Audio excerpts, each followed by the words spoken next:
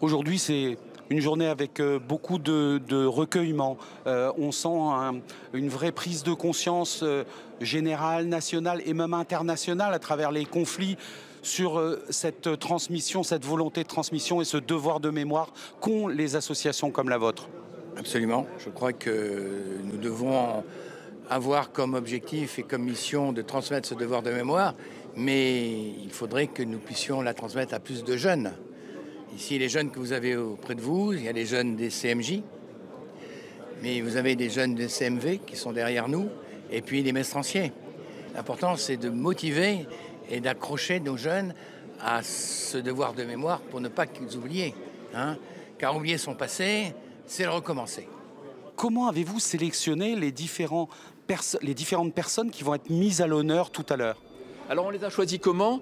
On a essayé de prendre des hommes les plus jeunes possibles pour montrer que dès leur jeune âge, il y a un certain nombre de marins qui n'ont pas hésité à s'engager pour défendre leur pays et participer à leur libération. Et le deuxième critère de choix, ça a été l'origine de ces marins. On a voulu que toute la France soit représentée, que l'hommage qui soit rendu aujourd'hui soit un hommage national.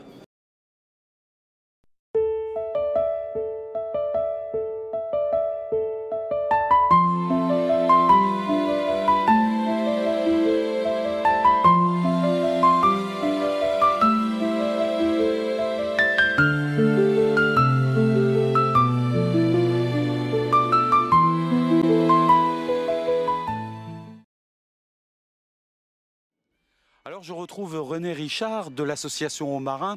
René, vous êtes l'infatigable organisateur de ces journées de mémoire maritime ici à Plougonvelin. Habituellement on est à la pointe Saint-Mathieu, mais là les conditions climatiques nous ont ramenés à l'espace Kérodi. René, c'est une journée très particulière aujourd'hui. Chaque année, l'association aux marins s'investit, mobilise pour que la mémoire de ceux qui ont donné leur vie pour notre liberté ne tombe pas dans l'oubli. Et aujourd'hui, donc, c'est cette journée annuelle très importante pour nous tous. Et c'est pour ça qu'il y a grande foule aujourd'hui ici à Saint-Mathieu, ici à Kérodi. Et comme d'habitude, la journée est patronnée par la Commission nationale française de l'UNESCO.